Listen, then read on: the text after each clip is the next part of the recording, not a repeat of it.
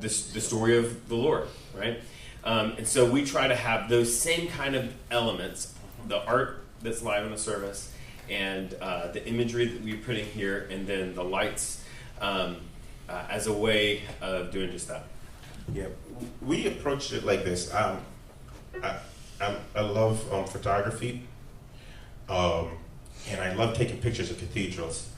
And one of the things that I feel church structures haven't done in the last 20 or 30 years is they don't inspire the awe of God. And I'm not here to tell people how to build their churches, but one of the things, like I went to St. Patrick's Cathedral over Christmas, and you walked in and it was like, wow. So how do I use technology to inspire awe? So like a couple of things that we did, it was like, we have this beautiful cross. We put our mover lights there so that it really highlights the cross. And then we did some stuff with the lights to make them immersive. I remember the first Sunday we set the lights in, and the people walked in and they looked up, and one of the ladies said to us, she said, the cross is so, this was actually the first Sunday. If you notice, we have like the sun behind the cross, and it's lighting it. So it really creates like the sense of awe, and it really speaks great theology into the space. So using technology to really build the awe of God. Because I love going into buildings that I know are purpose-built for God. And when you use the technology to really do what stained glass has done in the past, or high ceilings have done in the past, it really can add to the whole thing. So here's something to go with that, with the lights that we use. I also incorporate them into my messages. So we did I was talking about the story of God taking Abraham out and saying, bring him outside, look up at the stars, your descendants are going to be as many as the stars in the sky. And I was talking, so where I was landing was that, I think a lot of times we get into where we are right now. We can't see beyond our current circumstances. And I think for a lot of us, God is taking us out and saying, look up at the stars, right? This is my plan for you, this big, expansive thing. And when I said that, our ceiling, the lights were pointed up and had 1,000 little pinpricks that illuminated on our ceiling. And I said, look up at the stars, and the kids were the first people that did it, because they followed my eyes up to the ceiling. Because the parents knew better than to look at the ceiling during worship. Right? And several of the kids were like, and so all the parents around, all the adult, and they started to see it. But again, what are we doing? We're reinforcing the biblical story and my main point, which is you need to look up at the stars. Yeah. One thing we didn't talk about is absence of light. Oh, yeah, sure. You just remind me when we did our Ash Wednesday service. Our sanctuary has glass doors, so we did Ash Wednesday on purpose in the evening, and we turned off all the lights and just had a video playing of a cross and Christ with that whole thing with the ash there. So that was just the focal point of the room. So we have all the lights and all that technology in place, but instead of overusing it, we use the absence of light to highlight the screen and use that. So there's a lot of ways you can use it to reinforce like the season, the moment, like for the first 15 to 20 minutes of our Ash Wednesday service, it was in the dark. Because we really wanted people to stop and focus and really think about Christ. We really wanted to make it something special there. So it was just somebody talking with the screens on in the dark. Any other questions about Sunday? We're going to go to the next one. My last thing is, if you do have screens, don't make them large sheets of paper. Amen. Because a lot of times what we do is we just translate what we were doing before, right, with a hymnal, and we just put text on the screens. But the screens can communicate in visual in a much more powerful way than just projecting text on them. So a lot of times in my sermon, there will be very little text on the screen, and there will be an image that extends or expands what I'm saying that will be on the screen. You had your hand up.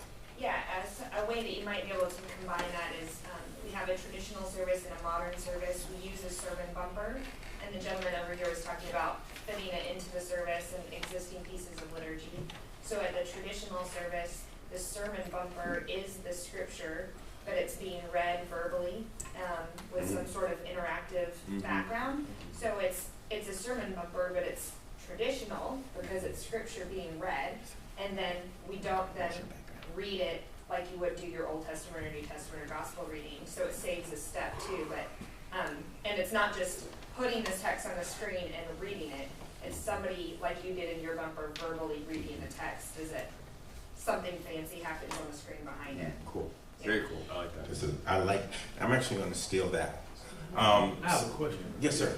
Do you have to pay for the copyright? So for the music, when you decide you're gonna put the words to the songs on the screen, is there a certain to buy the hymn book but online? Yeah, you take this. Yeah. Okay. So there's an organization called Christian Copyright Licensing, whatever, and it's CCLI. And they provide several different types of licenses for you that will include projecting the stuff on the screen. If you're streaming, you've got to have a license for songs that you're streaming. But you need to do that.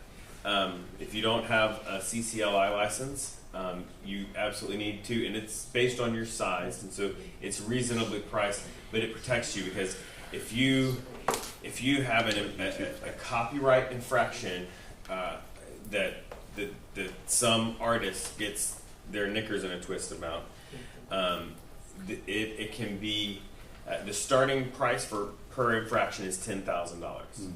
So and that's in your you don't even have to be streaming in your congregation. If you are singing songs that were written after like 1860 something. You've got to pay for the CCLI. They also have CVLI, which is a video.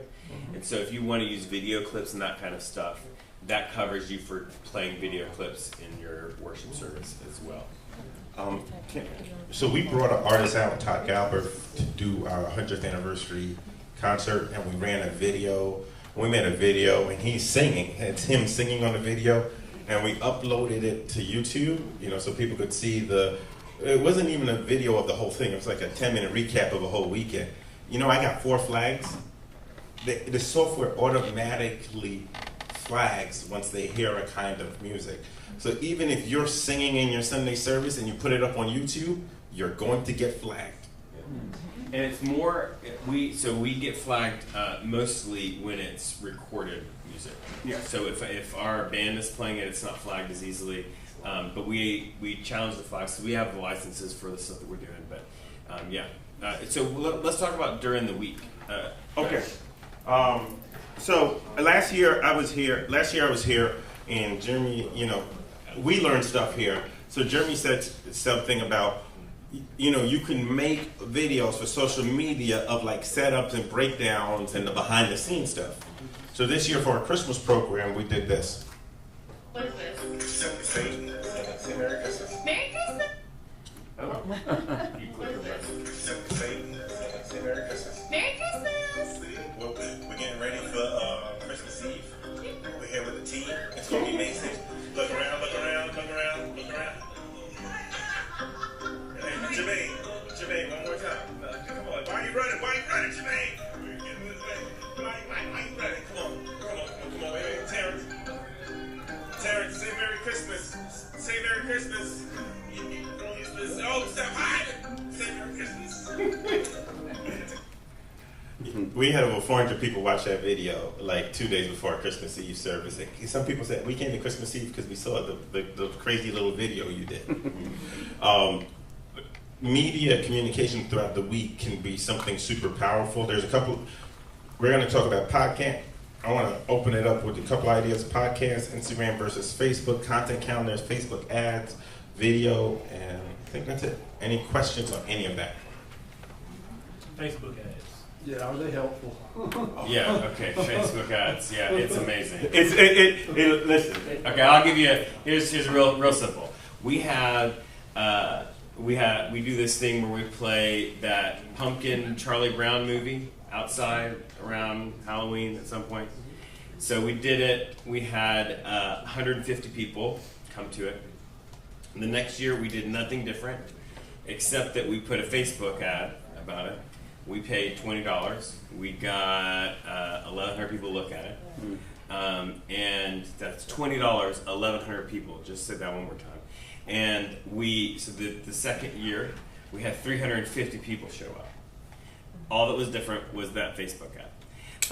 Because it was something people wanted to do, but they just didn't know what's happening. And so that, yeah, super effective, and especially when you do them right. Yeah, we this year we've switched our entire marketing budget towards Facebook and Instagram ads for a couple of reasons.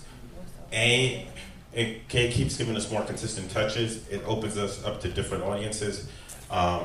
We did a Black History Month movie for the Black Klansmen at our sanctuary, and I think we spent around what Jeremy spent, and we ended up with like 50 people there, but half those people had never been to the church for any other event before that. Yeah, I would say that's the same thing. All those new people were not from our church. Like we had 100 people we had never seen before at that. Because and this is the thing. Okay, so let's be clear about the difference between Facebook for your friends and Facebook for your church. If you look at your Facebook friend list for your church and it's mostly people from your denomination, you're doing it wrong. Facebook is for your community. So take that Facebook page and do your Facebook ads for like a 5 to 10 mile radius around. If you want to show off to your friends, put it on your personal page. But if you want to be effective for your church, make sure that it's about your church. We see 70 to 100 on Sunday. We have over 1,000 people as Facebook friends, and about 600 of them are not members, are local to our community. That's what you want to. That's where you really want to invest and spend your time, because there's people and faces that you aren't going to get anywhere else. And the thing about Facebook, it's cheap enough that you can get repetitive looks from people throughout the year. Mm-hmm. And so, perfect example. What you need in Facebook ads is content that looks like the other content they're looking for on Facebook. People are looking for their friends' pictures, videos. If your stuff is super slick and super produced on Facebook, it will not get the same kind of response. This video that Kaloma just showed you is a perfect example of a killer Facebook ad, because it just looks like a video that, and when it scrolls by, you don't notice that it's sponsored content. You're just watching it. Does that make sense? Yeah. I wanted to know, do y'all have any strategies you use for guests with communication? You want to go? Yeah, it's up. I've got it, but you can do that too. Yes. A couple of things.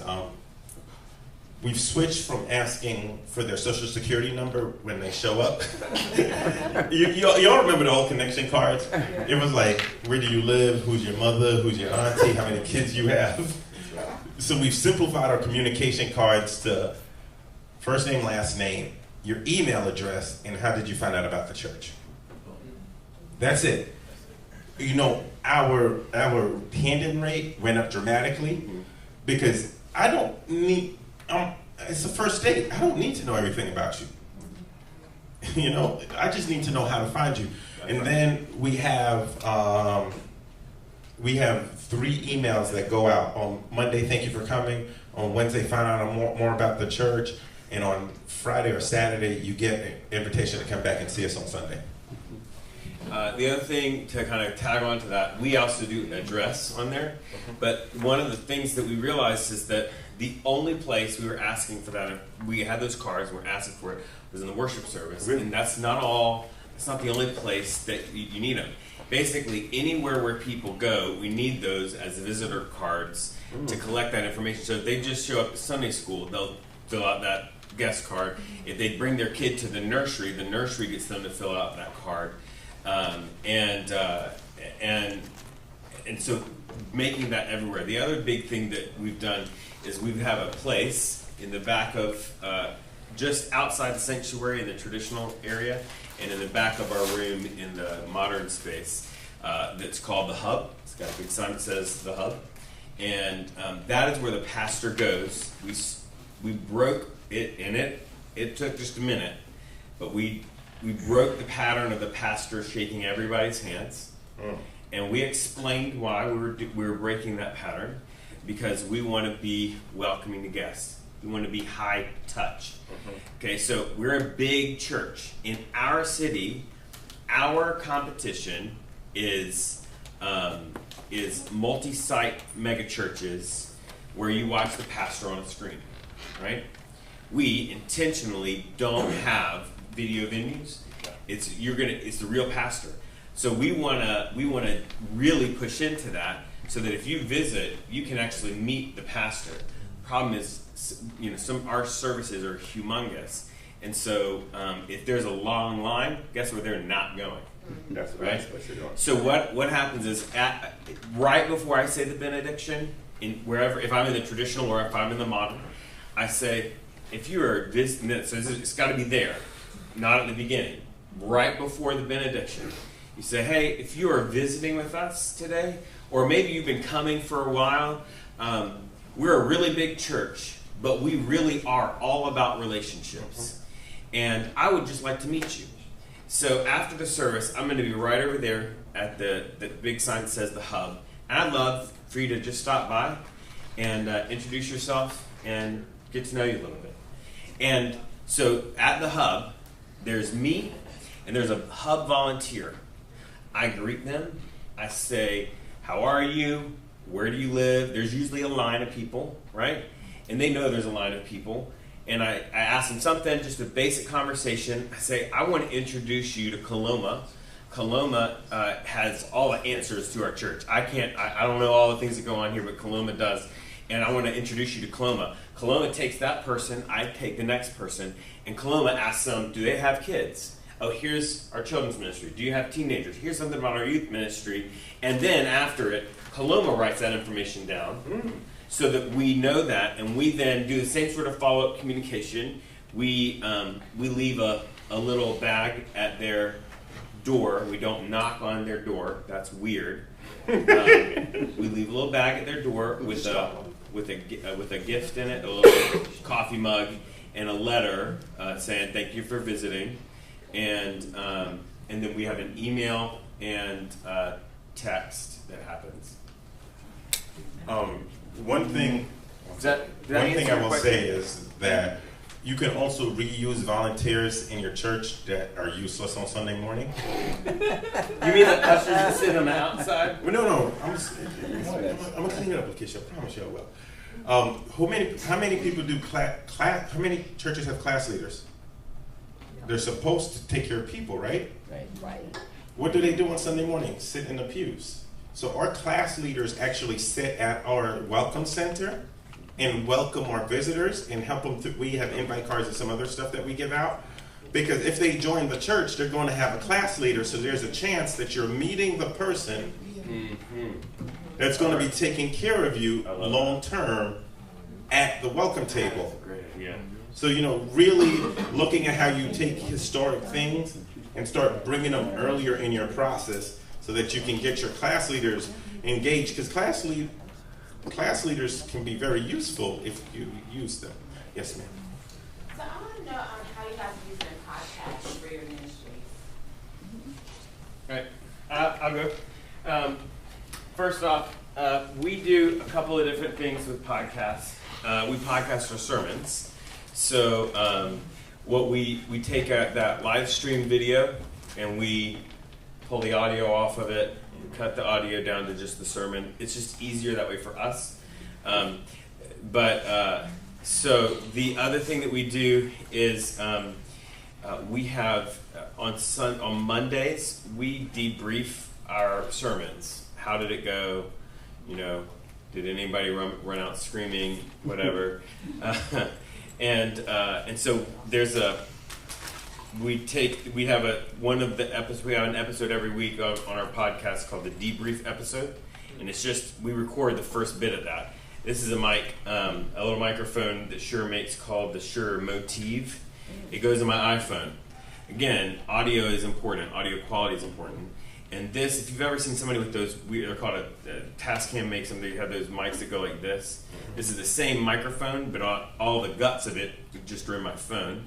And so we sit my phone in the middle of the table in between the two of us, and record it, and then put it into our podcast. Now, the way we do the easiest way to do podcasts for people who don't have a full-time media director, right? There's a website provider called Squarespace. Amen. Squarespace makes your website pretty without a lot of work, but you can upload an audio file in there, and you basically just put the title and they've got it does title, all the meta tags for you. It does everything podcast and turns it into a podcast for you, and then people can do on iTunes or whatever.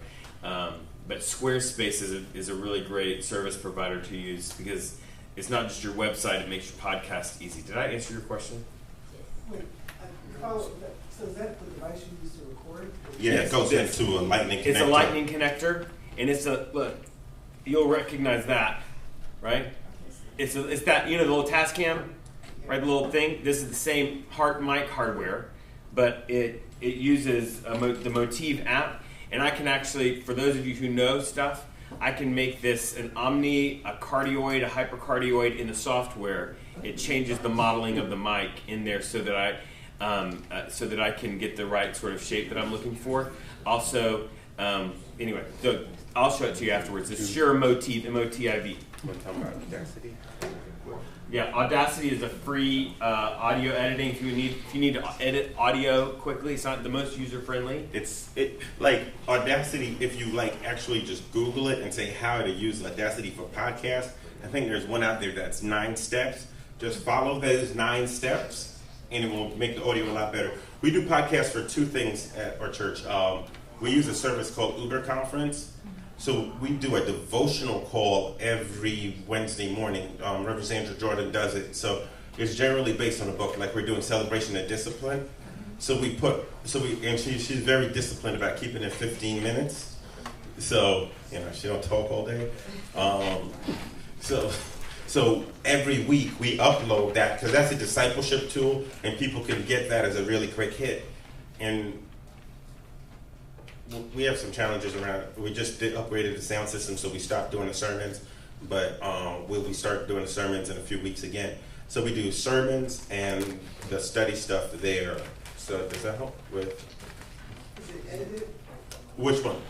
Either one. We do not edit the Uber Conference because 99, we've only had one that went bad. Yeah. So we've been lucky. The sermon stuff, part of the reason with the new system, we're still trying to figure out how to set the board so that we get enough of the right recording. So we have to do minimal editing because, again, I don't have a full media staff, so I want my people to be able to get a file and maybe run it through Audacity with some presets, and then we could drop it. So we've recorded them. But one week it was too high, the other week it was too low, the drums were too loud last week. So we're just trying to figure out what's the right setup for our output recording, and then once we get that right, we want to make sure that we can crank it. I will encourage you this. Experiment with technologies, particularly live stream and podcasts and stuff. We beta tested live stream for a whole year. We beta tested podcasts for a whole year. Try it out without putting it out so that you can find all the technical issues, and you can also find a process that's sustainable for your volunteers. This is an assumption. I guess as participants, are we getting copies of all the presenters' PowerPoints and all that jazz? Because my real question is, do y'all have a suggestion of devices and programs recommended for us? We can put together a list, right? You think? Yeah.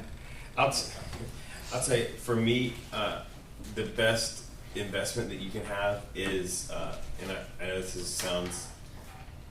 I know how this sounds, is a Mac. Amen. And listen, talking about for the podcast, for the website, for the video editing, all For all of the the important stuff. listen. You get a multi-track recording software called GarageBand. It's free and user-friendly, and it's version on. right. So listen, I know that there's versions of that. It is free, and ask me the last time my Mac crashed. Never. It was it wasn't this Mac that I've had for a year and a half, and it was about 6 months before I updated my last Mac that I had it crashed at all. And so anyway, it's easy. All this stuff is there. You don't have to find it. It comes with it. You know what I'm saying? Yes. And so I'm just saying, if you're talking about easy, it just comes with it, and it's not the best. I don't use those. Actually, I don't personally use any of those apps to do my video or audio editing. But if you're just a random person and you want easy, you can get a Mac. It comes with that software, and it's simple. We can also, I think. Oh, hang on, one more thing. When you're doing your live stream video, if you're doing video on Facebook, please just this is my own personal pet peeve. If you're using this or if you're using this, it doesn't go here, so I can see your nose. Yes, that is goes so disgusting. Here, right? So you put your computer up on about 5 Bibles, right? And then that camera's going to be at the right angle for your face. Because please, or buy one of these little cameras. This is like yes. $350. On the Wait, list. that's a camera? Yes. That is a camera. You gotta tell us the list of products. You want a list of products? Apple. They want specific gadgets. Specific All right, I'll put a list together. Migos are cool. Wait, that is not for me. Tell me a little bit about the Facebook versus Instagram piece there. Okay. All right. Okay, so you have to know who you reach with what audience. Instagram and photo-based stuff is going to definitely be millennials. They're not on Facebook. They're not on Facebook. Can we all say it together? They're not on Facebook. Okay, amen. So everybody over 40, including me, is on Facebook. So we do all our Facebook events, our marketing, that kind of stuff on Facebook because that is the predominant audience. If you have any interest in reaching young adults, millennials, Gen Zs, all that, you need to be on some photo sharing thing like Instagram. You will. When you're done. Snapchat. I hate Snapchat. That's a personal preference. That's just me. I'm getting old. I'm sorry. Okay, and I'm gonna call you on this though. What's up? All right, so the stats are that they are on Facebook. They just don't use it. That's right. So they don't have the same feeling about Facebook as they have about Instagram. And if you go to Instagram, you're getting almost like it's an exclusive, like an interest, like amount of usage is there. So they're on Facebook. When they're asked when they're asked the question, did you open Facebook in the last day? Right? It's a yes. But what are they doing on Facebook? It's not the same level of engagement as they have on Instagram, and they don't love Facebook, but they're on Facebook. Thank you for that clarity. Well, we are done because they waved us down 7 times already. Oh, I haven't.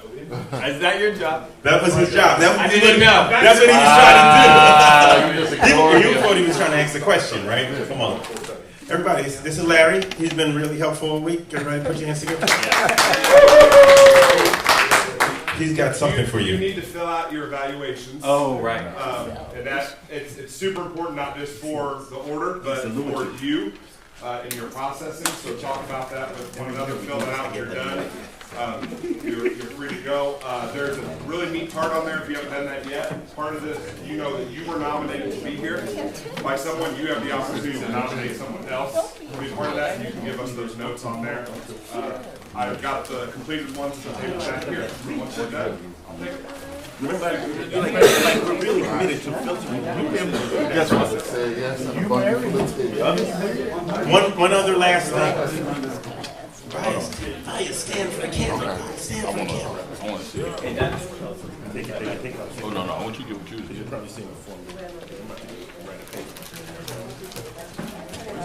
That's hard to photograph. You like that, right? Real tiny and not even. How were you making it spin? Oh, that's easy. See, that's why I said it wasn't spinning for you.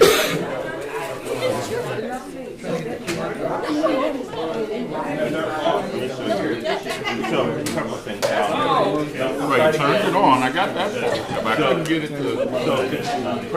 Oh, don't. 2, 3.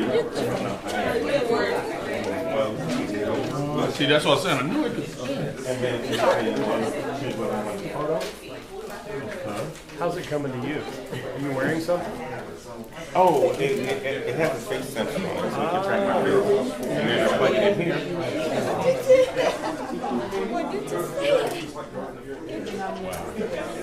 All right. Wow. So that video you saw on the screen, it was made with this. How much did that run you? And what is it? And that runs on Android? Yes. Apple. Osmo Pocket. Osmo Pocket.